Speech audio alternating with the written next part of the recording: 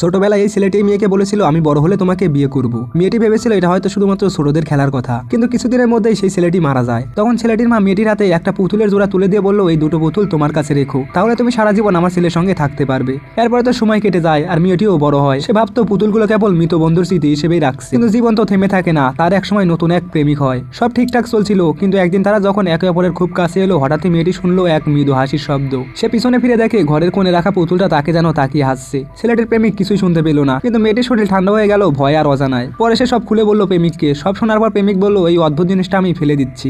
মেয়েটি একটু দ্বিধায় পড়লেও ভালোবাসার টানে সে রাজি হয়ে গেল। প্রেমিক পুতুলগুলো নিয়ে চলে গেল। মেয়েটি তখন ঘরে ফিরে দেখলো এখন শুধু একটা পুতুলই বাকি আছে, আর তার নিজেরটা। সে নিঃশ্বাস ফেললো, এবার বোধহয় সবকিছুই শেষ হলো। কিন্তু ঠিক সেই মুহূর্তে সে বিছানায় কিছু একটা নড়াচড়া টের পেল, আর লাইট জ্বালাতেই সে চমকে উঠলো। সবকিছু যেন স্বপ্নের মধ্যেই স্বপ্ন হয়ে গেছে। আর বিছানায় বসে সে মাথা ঠান্ডা করে পানি খেলো। আর এমন সময় ফোন বেজে উঠলো। ফোনের ওপাশে ছিল তার মা। সে কাবা কণ্ঠে বলল, তোমার প্রেমিকটা আজকে সড়ক দুর্ঘটনায় মারা গেছে। ফোনটা হাতে নিয়ে মেয়েটি বাকরুদ্ধ হয়ে গেল। ঠিক তখনই আবার শোনা গেল সেই হাসির শব্দ। এরপরে সে চারপাশে তাকিয়ে দেখে পাশে রাখা পুতুলটার মুখে যেন এক ভয়ঙ্কর হাসি ফুটে উঠেছে। পরের দিন মেয়েটির বান্ধবী তাকে দেখতে এলো, কিন্তু পুরো ঘর জুড়ে কোথাও মেয়েটিকে পাওয়া গেল না। শুধু দেখা গেল সেই পুরনো দুইটা পুতুল আবার একসঙ্গে বসে আছে।